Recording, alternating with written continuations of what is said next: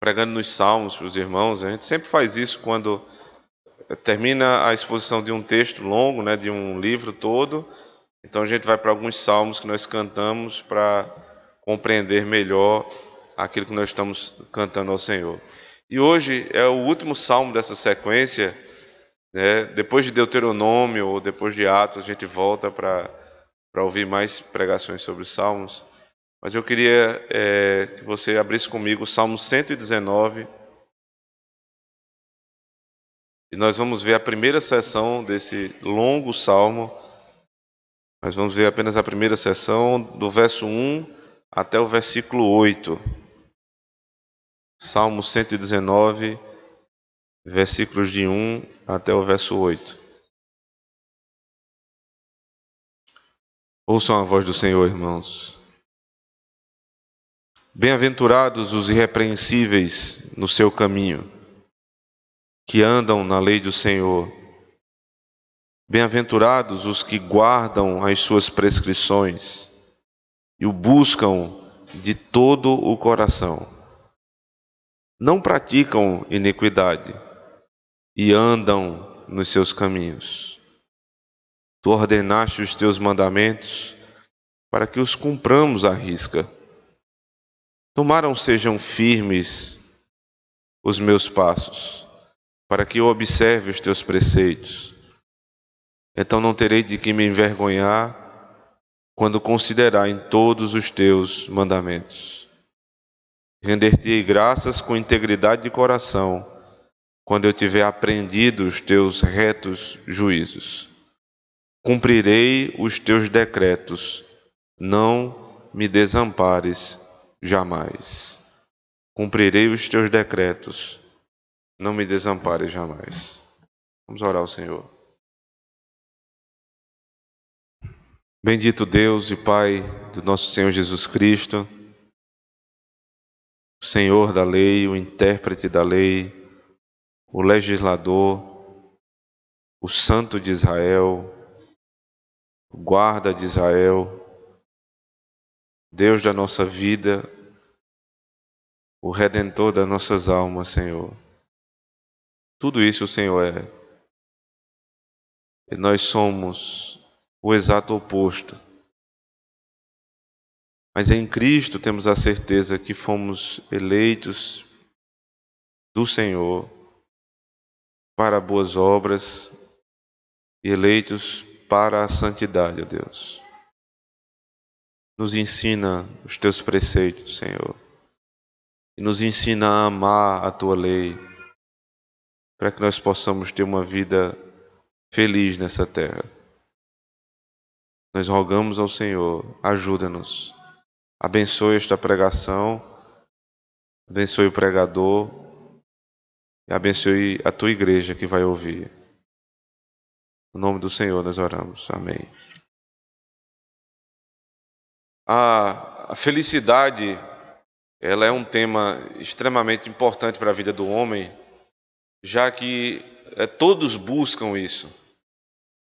Você não vai encontrar uma cultura sequer em todo o mundo que não tenha na busca da felicidade um dos seus interesses. Você tem que, de algum modo, né, de acordo com o que aquela sociedade pensa o que é ser feliz e o que é a felicidade, você vai ter, né, uma proposição a respeito de como ser feliz. E as pessoas buscam isso. Pode ser a felicidade por meio do dinheiro, a felicidade por meio do sucesso profissional, a felicidade por se casar, a felicidade por ter filho, a felicidade por ter um emprego, a felicidade por ter saúde. Mas você percebe que todas essas felicidades, elas são reducionistas, ou seja, elas estão ligadas a um ponto da vida. Elas não são a felicidade da vida, mas são felicidades de áreas específicas da vida. Quando a Bíblia vai tratar de felicidade, ela não fala a respeito de áreas específicas de felicidade na minha vida, mas ela considera um homem feliz ou infeliz. né? Não existe um homem parcialmente feliz. Não existe um homem parcialmente satisfeito. Existe um homem feliz e existe um homem infeliz. Então é por isso que a Bíblia ela não trata felicidade como dinheiro, felicidade como sucesso, felicidade como nada do que a gente normalmente descreve como ser feliz. Porque se eu perguntar a você o que é ser feliz, você vai dizer, se eu tivesse isso, aquilo, fizesse aquilo outro, então seria feliz. Mas na Bíblia, felicidade é um estado, ou você é ou você não é feliz. E a ligação que especialmente os salmos nos dão a respeito da felicidade tem ligação direta sobre como eu me relaciono com a lei de Deus. Desde o primeiro salmo é assim. Bem-aventurado, feliz é o homem que medita na lei de Deus dia e noite. Essa é a felicidade. E a bem-aventurança, que é um tema muito claro nos Salmos, né? Você vê muito essa palavra sendo traduzida assim, bem-aventurado. Outras vezes ela é traduzida por felizes, porque é exatamente o mesmo sentido. Plenamente feliz é o bem-aventurado. Ele tem ligação com a relação com que esse homem tem com a lei de Deus. E isso não é diferente aqui no Salmo 119. Salmo esse que, por sinal, é o maior de todos os salmos. Dizem os comentaristas, este é um salmo sem igual. Ele é pelo menos 2 vezes maior do que o maior salmo. Ele é infinito em sabedoria. A estrutura desse salmo é belíssima. Daqui a pouco nós vamos estudar a respeito dela. Mas a extensão do salmo não é para uma repetição, simplesmente do mesmo tema, que é a lei de Deus. Mas ele ganha uma estrutura semelhante até de provérbios. Cada provérbio, cada versículo é um ensinamento diferente. 176 versículos. 176 ensinamentos. Não é à toa que alguns dos puritanos, tem um deles, ele chegou a pregar em cada um dos versículos. Por que isso? Para exprimir essa verdade. São 176 ensinos de sabedoria. Então são 176 pregações. Não é comum fazer isso. Mas Thomas Manton, ele fez isso. Então aqui você tem 22 partes. Se você olhar na sua Bíblia, na minha, eu confesso que as partes elas estão separadas de uma maneira muito discreta. Mas seria, em cada 8 versos você tem uma parte nova, certo? Então observe, verso 1 a 8, primeira parte do Salmo. Né, o primeiro trecho, aí na minha tem um espaço rápido e em seguida a primeira letra está em negrito.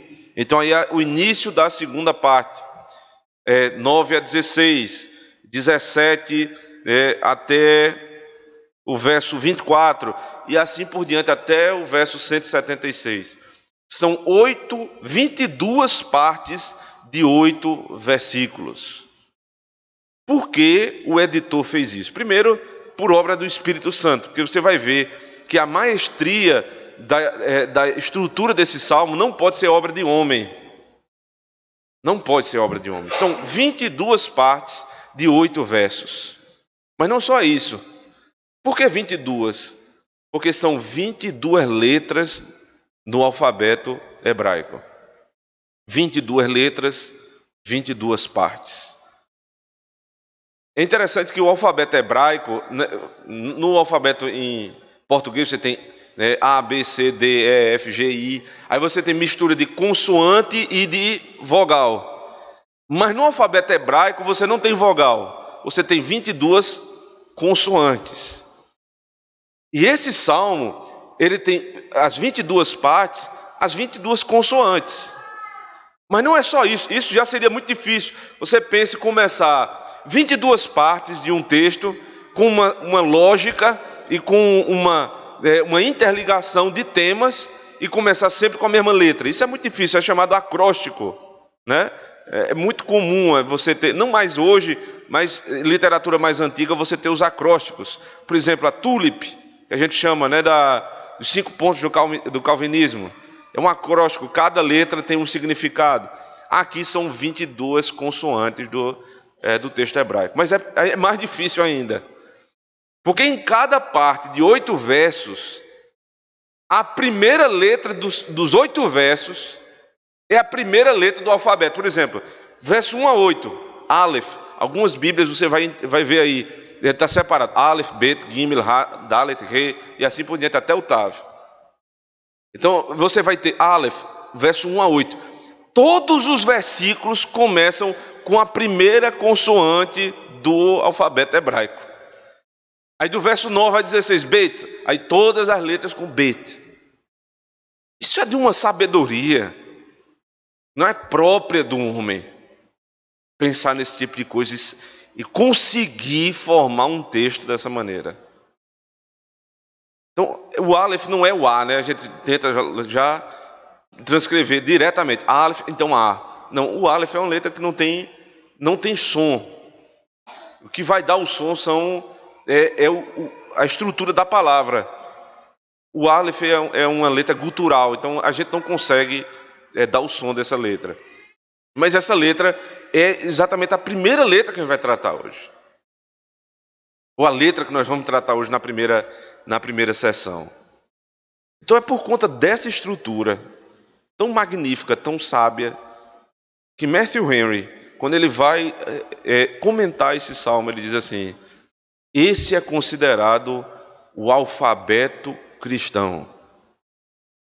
O Salmo 119 é o alfabeto cristão. Ele vai um pouco mais adiante quando diz assim: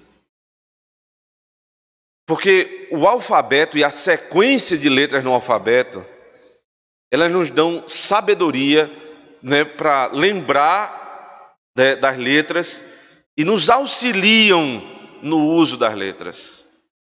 Isso no alfabeto da nossa língua. O alfabeto cristão, a sequência que foi dada aqui, nos auxilia a receber sabedoria do Senhor. Não é sabedoria do mundo, mas é a sabedoria que procede do alto. O alfabeto que você vai decorar. Veja, você decora A, B, C, D, E, F, G. Para que isso? Porque isso lhe auxilia na compreensão. Então, qual é o sentido de comparar? Porque da maneira que foi feito, o Salmo 119, com 176 versículos, era decorado pelas criancinhas da igreja. Eles sabiam exatamente os 176 versículos do Salmo 119, pela própria estrutura que Deus deu. Porque o Senhor tinha um propósito: ensinar jovens, velhos e crianças.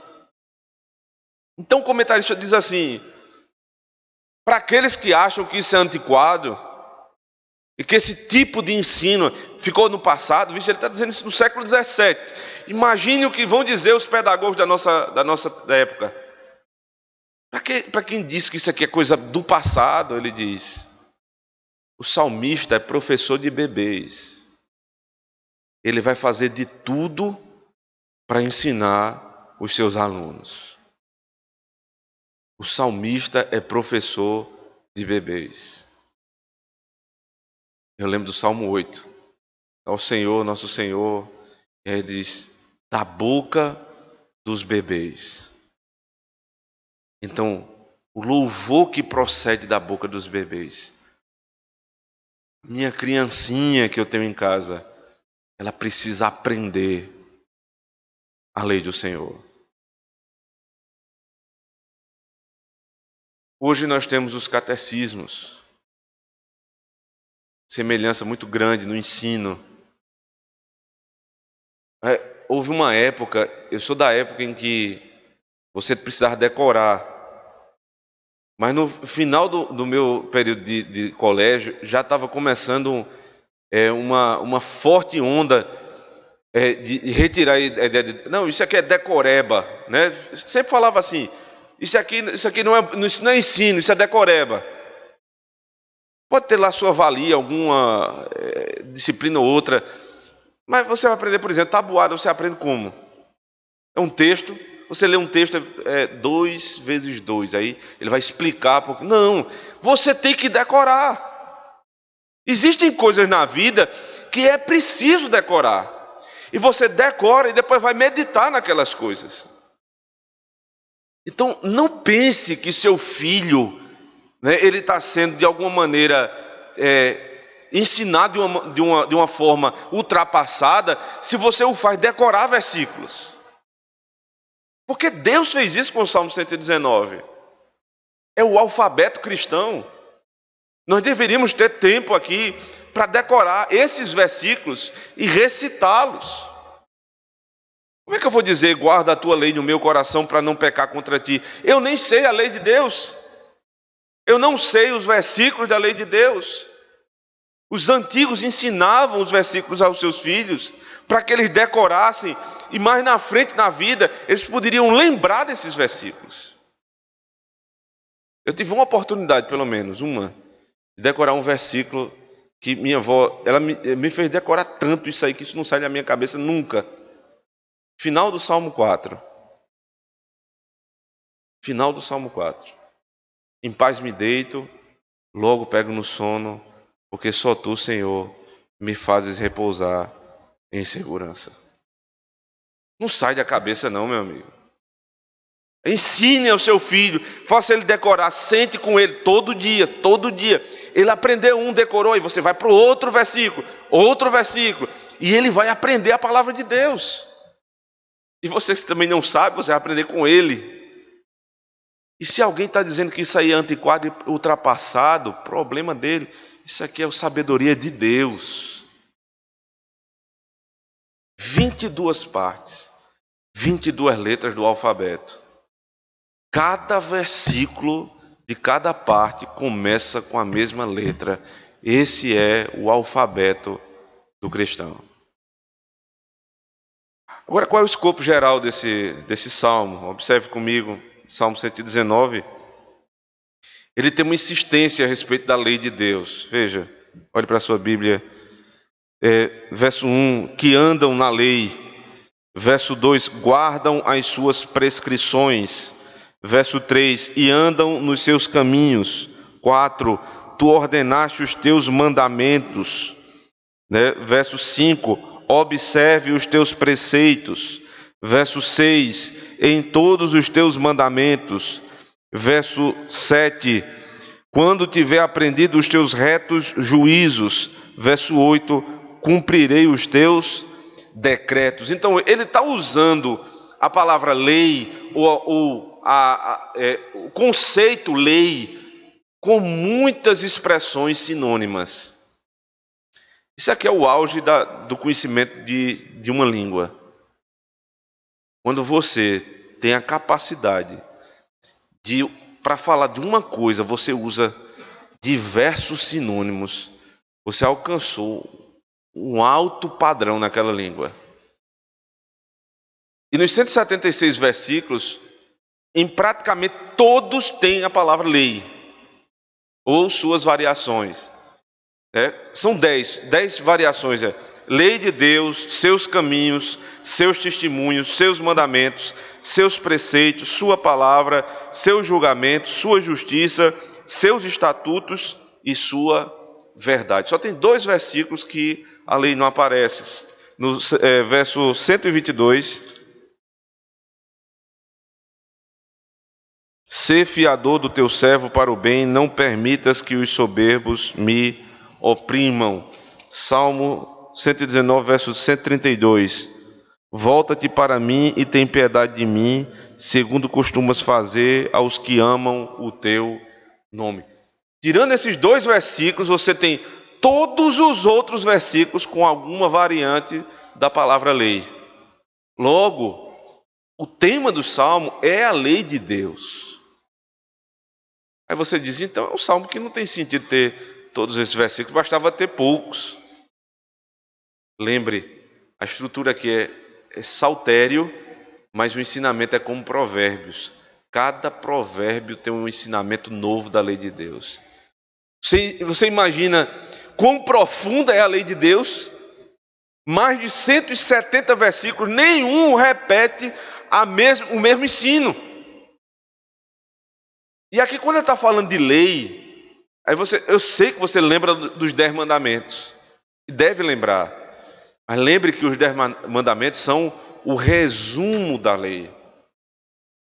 São as 10 palavras que resumem a lei. Noutro sentido, você diz, a Bíblia é a lei de Deus.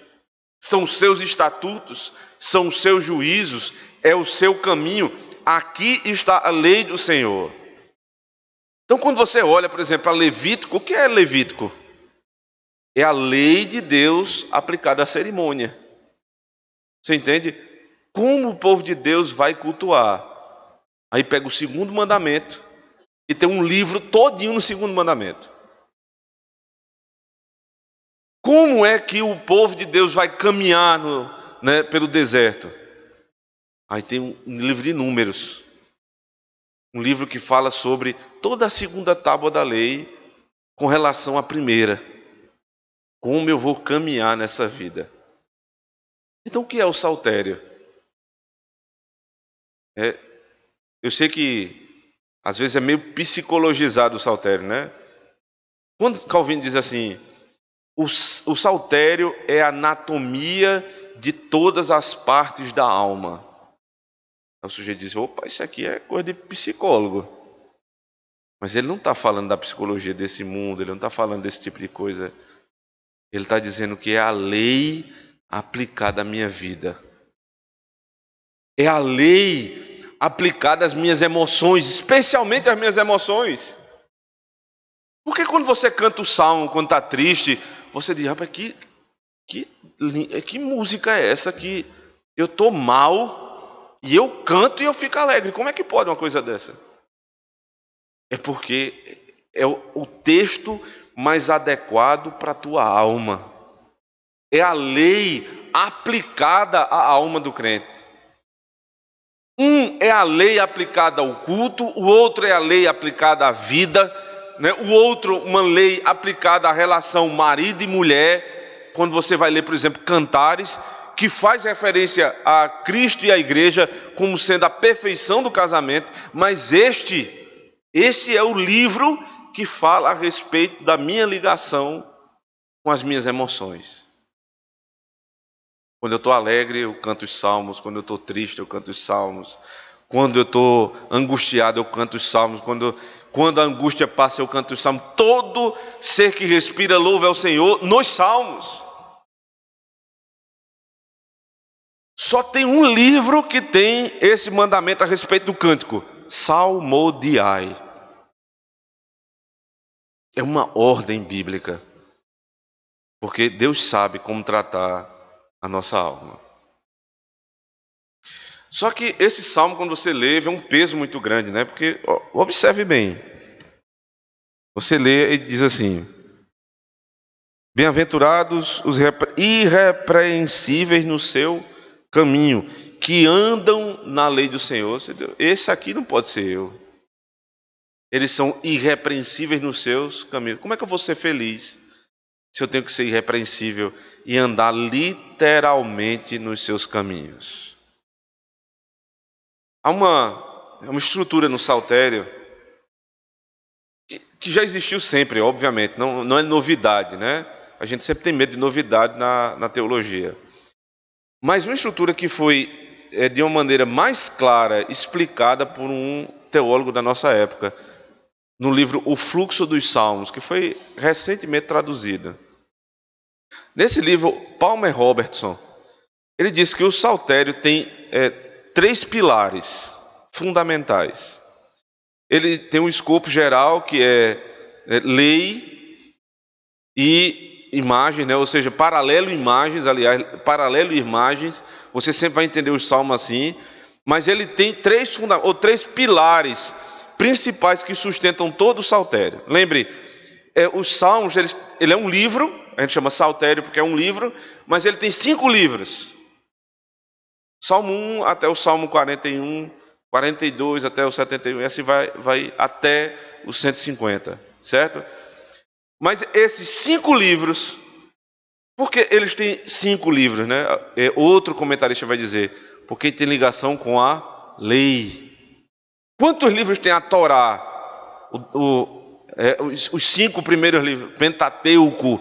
A Torá é o Pentateuco, 5 livros. Então, o escritor, não, o editor dos Salmos, ele tem sabedoria para dizer, essa é a lei aplicada à alma. Então, como é que é a lei? São 5 livros. Aqui são 5 livros também.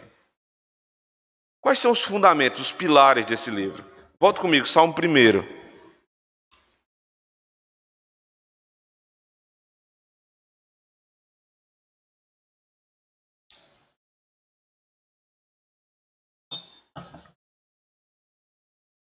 Do que é que fala o Salmo 1? Bem-aventurado o homem que não anda no conselho dos ímpios, não se detém no caminho dos pecadores, nem se assenta na roda dos escarnecedores. Antes o seu prazer está na lei do Senhor, e na sua lei medita de dia e de noite. Ou seja, quem é esse homem aqui? Ele é o que tem a lei de Deus. Quem é o bem-aventurado? Na abertura do saltério, o que tem a lei de Deus. Ou seja, a lei de Deus é o primeiro assunto a respeito de todo o saltério.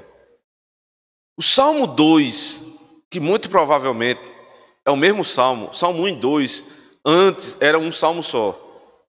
E aí o editor separa para uma melhor compreensão. Então, o Salmo 1, lei. O Salmo 2, porque se enfurecem os gentios e os povos imaginam coisas vãs. Os reis da terra se levantam e os príncipes conspiram contra o Senhor e contra o seu ungido, dizendo: rompamos os seus laços e sacudamos de nós as suas algemas. Ri-se aquele que habita nos céus, o Senhor zomba deles. Na sua ira, seu tempo lhes há de falar, e no seu furor os confundirá. Eu, porém, constituí o meu rei sobre o meu santo monte Sião. Agora vá lá para o final do Salmo, verso 12. Beijai o filho para que se não irrite e não pereçais no caminho. Então, se o Salmo 1 tem ligação direta com a lei, o Salmo 2 tem ligação direta com o Messias, o rei que é filho. Então, aqui está o primeiro pilar de sustentação dos Salmos: lei e Messias. Agora, Salmo 18.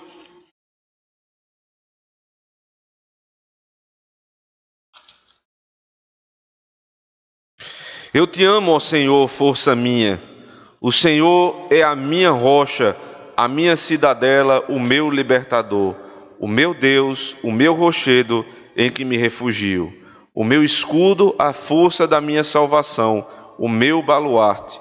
Invoco o Senhor, digno de ser louvado, e serei salvo dos meus inimigos. Agora vá para o final desse salmo, verso 49.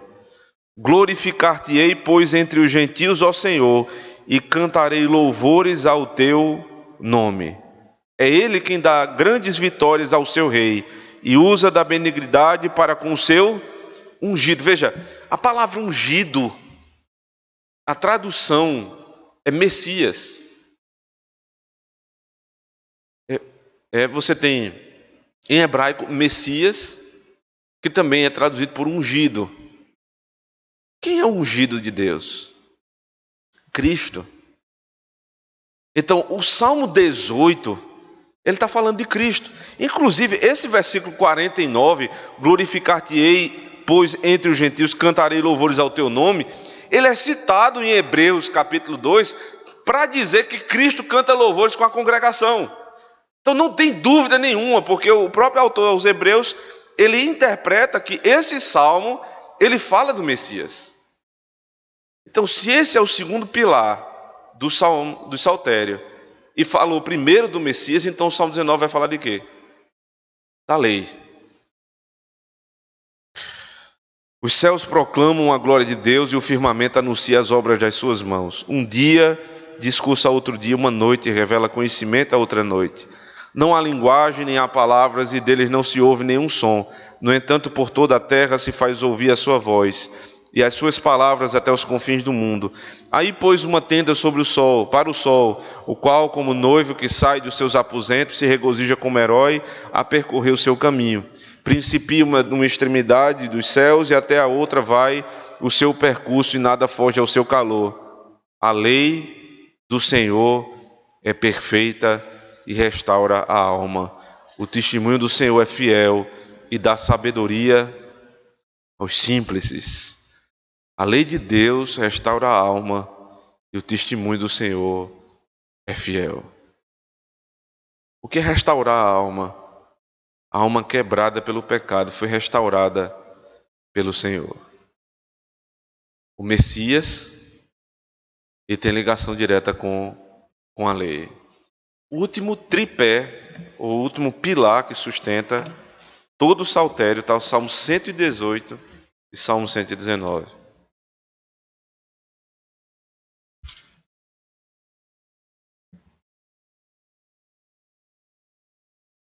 Rendei graças ao Senhor, porque Ele é bom, porque a sua misericórdia dura para sempre. Diga, pois, Israel, sim, a sua misericórdia dura para sempre. Diga, pois, a casa de Arão, sim, a sua misericórdia dura para sempre. Ele vai repetir isso muitas vezes. Agora veja como é que termina esse texto, verso 25.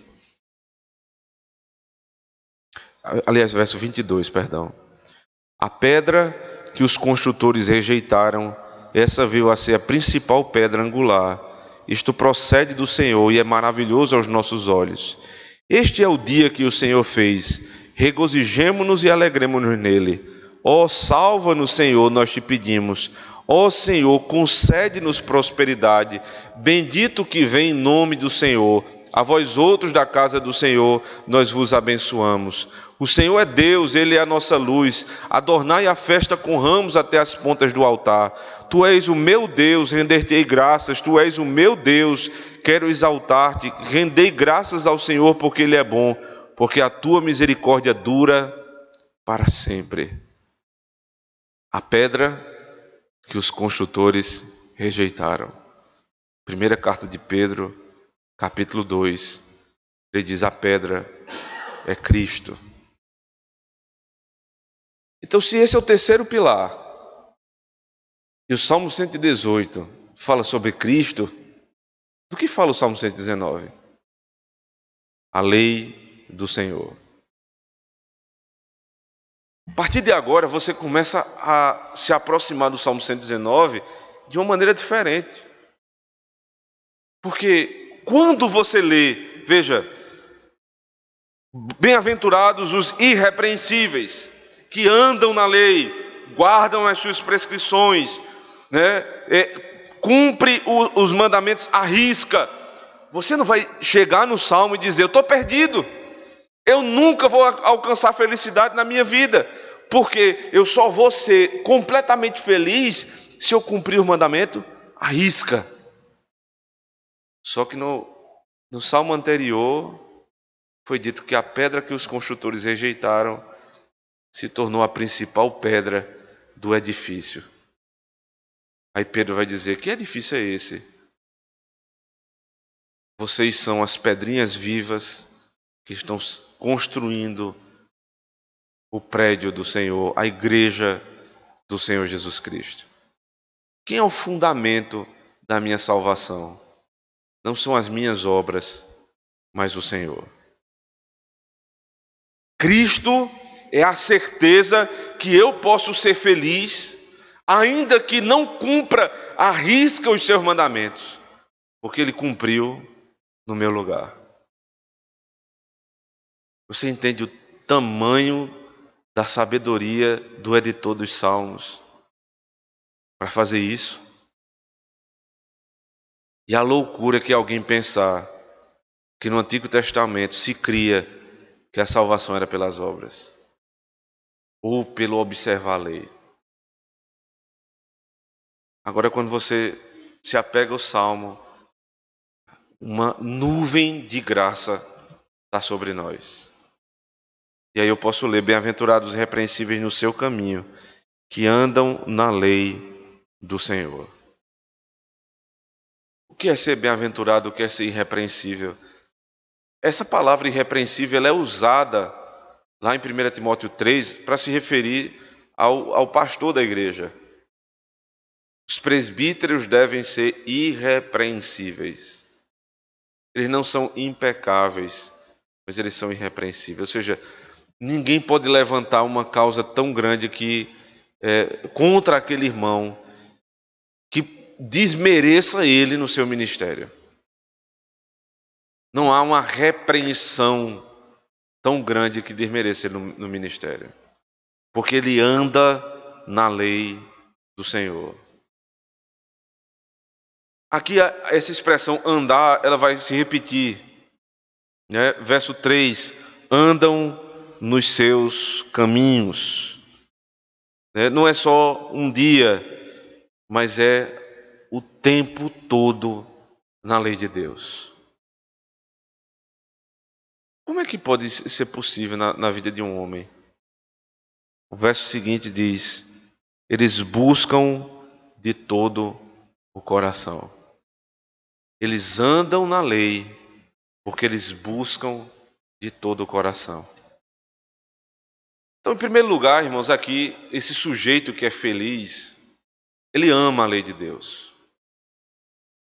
Então, quando ele peca, não é uma coisa que vai agradar o coração dele, porque o coração dele busca fazer a vontade do Senhor. Uma busca constante. Nunca ele para de buscar a lei de Deus. É por isso que no Novo Testamento, a palavra que definia o início da igreja é a igreja do caminho. Vocês se lembram isso em Atos? Sempre é a certeza que aquela religião é a religião do caminho.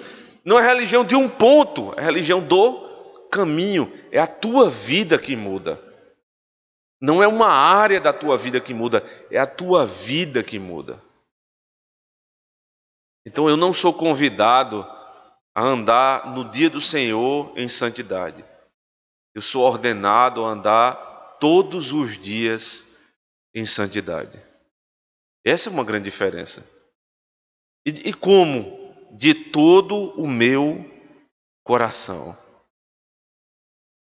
É muito fácil você aprender a lei de Deus e guardar a lei de Deus externamente e pontualmente.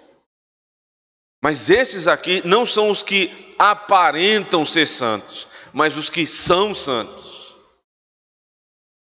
Não os que externamente são santos, mas os que são santos no coração. É muito fácil você ler teologia e aprende teologia. E debate teologia. Esses dias eu estava conversando com um jovem, né? Lá no caminho e também quando estávamos sentados lá, e a gente dizendo assim, que como o radicalismo, no sentido errado da palavra, como ele é terrível para a igreja. Porque aqueles que chegam na igreja, né, geralmente eles vêm de uma igreja menos pura, cheia de problemas, eles chegam na igreja reformada e eles vêm cheios de sonho, né? Eles começam a debater sobre coisas que não são o centro da questão. Os do véu, a igreja que não é salmodia exclusiva, como é que eu devo tratar? Esse tipo de coisa assim que é simplesmente para provocar a contenda no meio dos irmãos. E conversando com o jovem, eu dizia: presta atenção, que essas pessoas provavelmente elas estão escondendo nessas coisas, por meio dessas coisas, um pecado muito grave na vida delas. Elas se apegam ao caráter externo da lei para poder mitigar e calar a consciência. Uns vão defender, né? O pastor deve usar toga e as irmãs devem usar véu, e é tudo externo. Tudo de caráter externo. Chama ele para a reunião de oração, ele não aparece. Chame ele para ler um livro junto, não quer. Orar, meditar nas coisas de Deus, se dedicar na obra, não, isso aí não tem graça. Porque só tem graça o que é externo. E são esses que estão sendo utilizados pelos inimigos da pureza na igreja como as caricaturas do que é tentar ter uma vida mais pura no nosso tempo. Então, se pega um jovem desse jeito, cheio de problema, aí é descoberto um pecado dele, diz, pronto, isso aí é coisa, tá vendo aí? Neopuritano é isso aí. Mas isso não é buscar a vida de pureza, mas é de todo o teu coração. Não comece fazendo sua casa pelo telhado. Faça primeiro o fundamento. O fundamento é vida de oração, o fundamento é busca de vida santa, o fundamento é você caiu, você pede ajuda e se levanta. Veja, essa vida de busca de pureza não é a vida final da pureza. Vão acontecer pecados no nosso meio, irmãos. Irão acontecer como já aconteceram.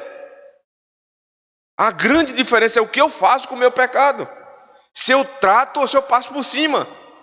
E aí vou me apegando a essas coisas externas para calar meu coração.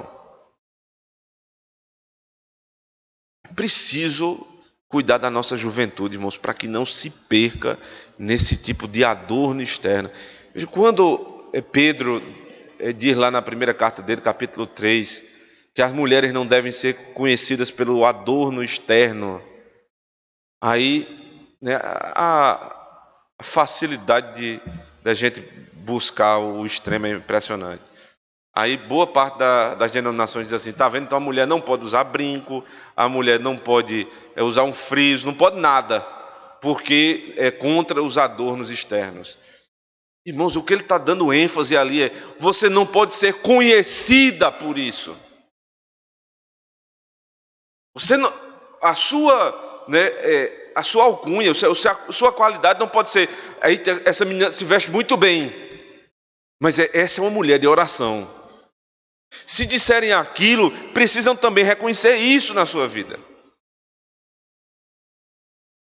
O jovem não pode ser aquele homem que é reconhecido porque tudo ele pega uma briga no Facebook para defender a doutrina. Mas é porque ele dobra o joelho e ora. Ele busca o ensino, mas primeiro ele dobra o joelho e ora ao Senhor. Nós precisamos buscar isso na nossa igreja, irmãos. Porque se nos atacarem, vão atacar algo que não existe. Mas se nós permitirmos que esse tipo de coisa aconteça aqui, nós estamos perdidos. Porque a acusação vai ser verdadeira. Mas eu devo buscar o Senhor de todo o meu coração e não só externamente. O salmista prossegue dizendo, tu ordenaste os teus mandamentos para que os cumpramos à risca.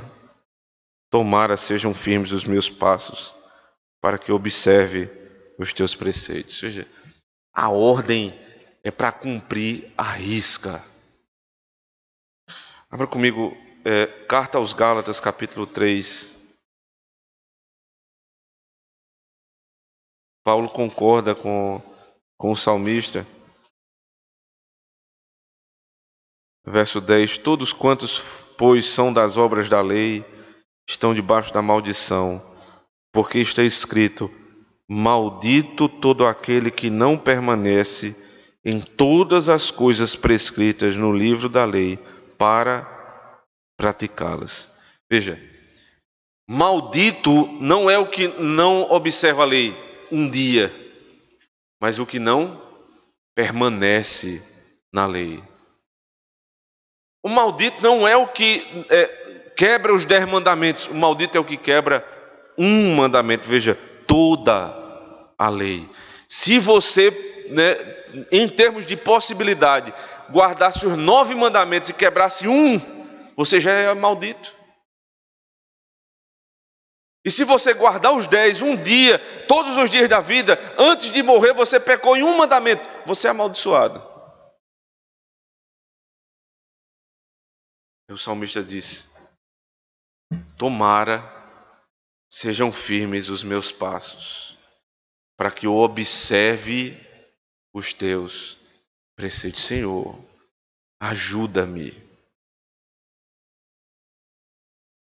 Ele sabe que a ordem é de total obediência. Então o que vem em seguida é: tomara que eu consiga, Senhor.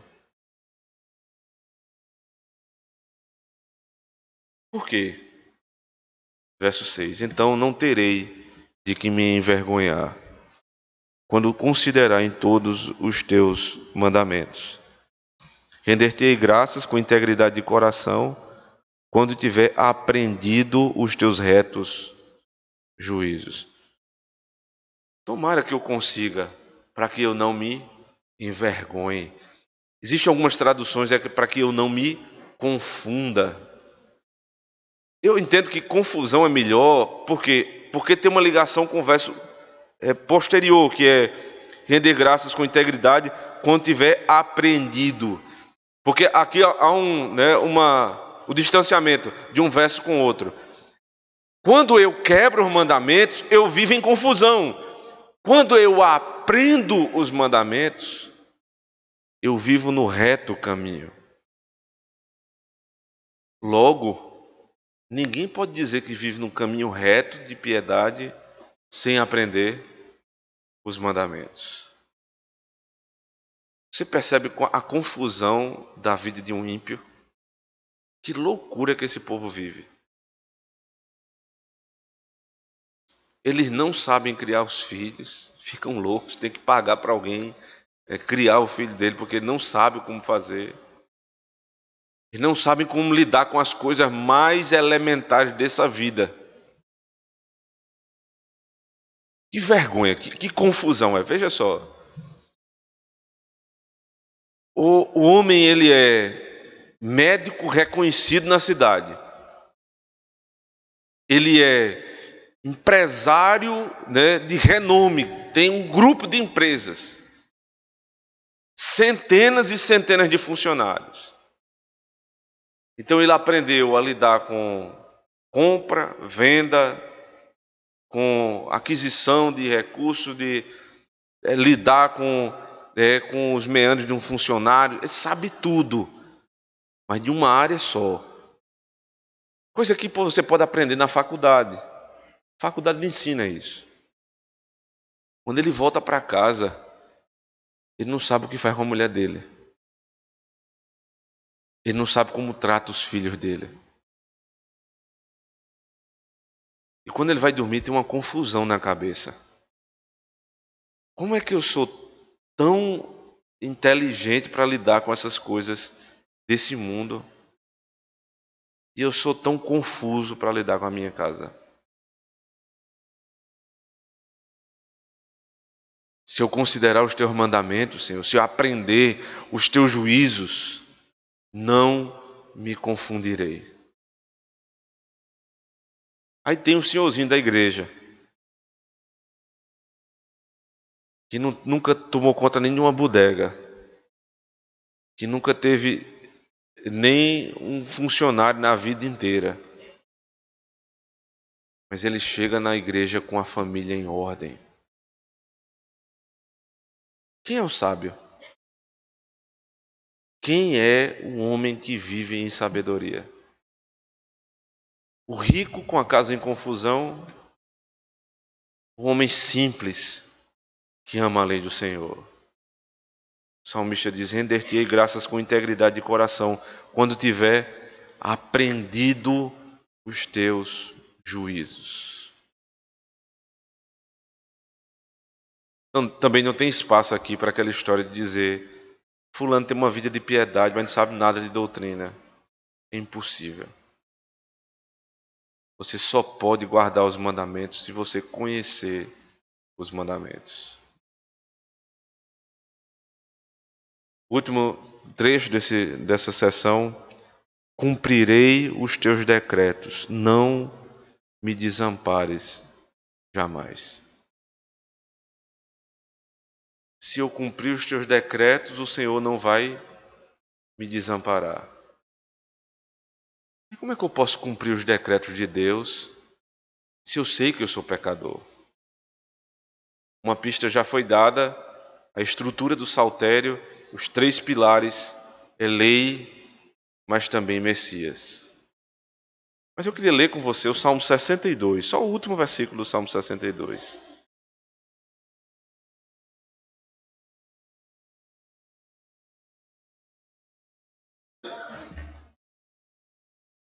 Veja só que coisa maravilhosa dita aqui.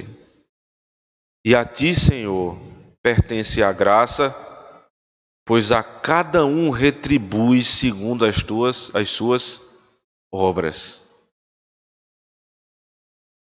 Se eu permanecer nos teus mandamentos, eu não serei confundido.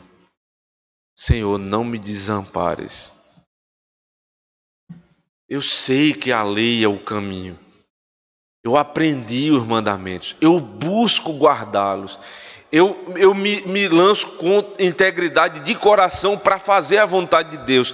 Mas se eu não conseguir, aí você vê aqui como as duas coisas estão andando juntas. A ti, Senhor, pertence a graça para que o Senhor retribua em conformidade com a obra de cada um. Porque lei, a retribuição, e é graça para você poder guardar. Essas coisas elas não brigam. Lei e graça não são inimigas. Isso foi uma mentira que nos contaram por muito tempo. Ou você está debaixo da graça ou você está debaixo da lei. No sentido é verdade, em termos de maldição. Mas você precisa guardar a lei depois que você recebe a graça. Cristo nos ensinou a guardar os mandamentos. Ele diz: aquele que me ama, guarda os meus mandamentos. Como eu posso guardar os mandamentos se eu amo a Deus? Eu não posso amar a Deus se não for por Cristo. Então essas coisas elas andam juntas. E eu não consigo ver nenhum outro texto da Bíblia para falar melhor desse conceito do que o Salmo 85. Nós cantamos aqui também.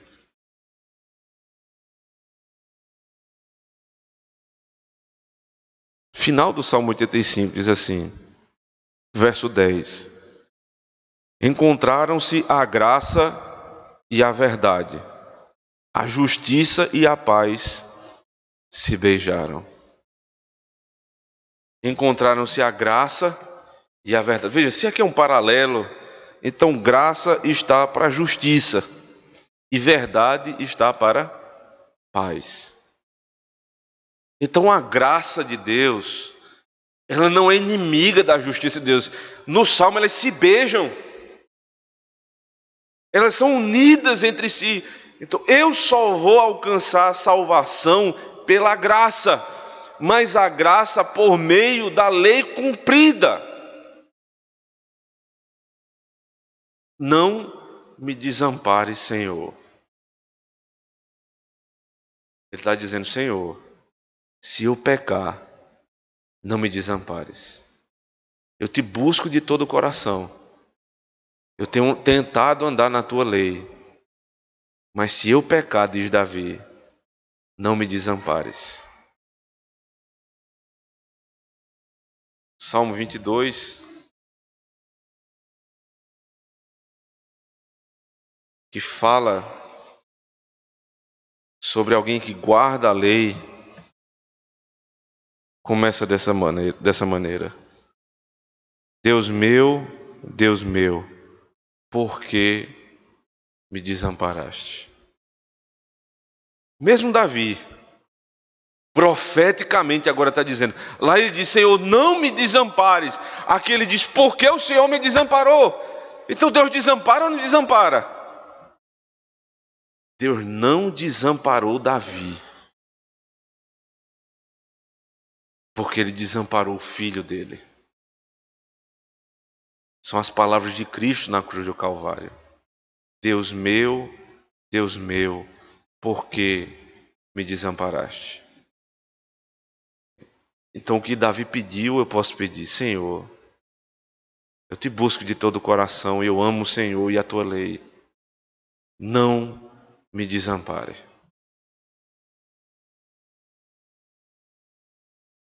Isso aqui você para pegar uma verdade dessa e se apegar a ela de uma forma que todas as vezes que vier alguma dúvida a respeito da sua salvação, lembre-se disso. Não me desampare, Senhor, porque o teu filho já foi desamparado no meu lugar.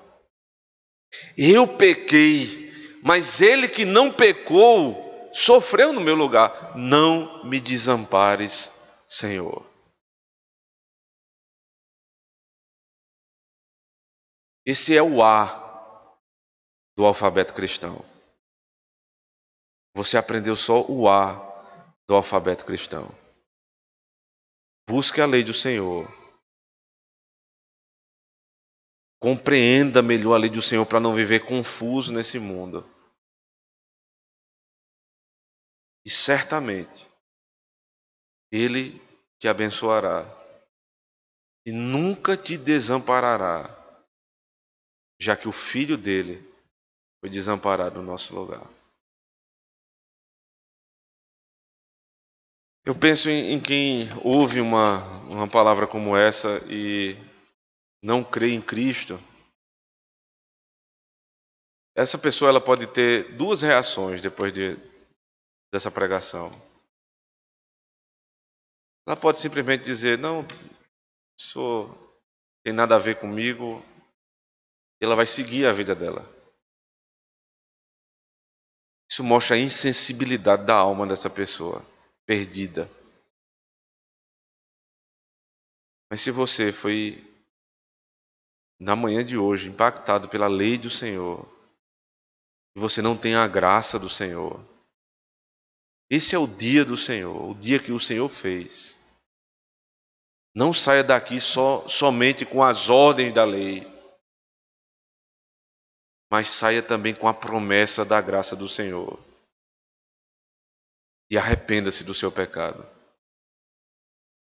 E aí você vai ver verdade e graça, justiça e paz se beijando na sua vida. Por isso nós não andamos confundidos nesse mundo. Porque o nosso caminho, que era escuro, agora foi iluminado pela lâmpada da palavra do Senhor. Esse mesmo salmo diz que no caminho, a palavra de Deus é lâmpada para os nossos pés e luz para o nosso caminho. Bendita seja a lei do nosso Deus, irmãos. Amém. Vamos orar ao Senhor, ficar de pé.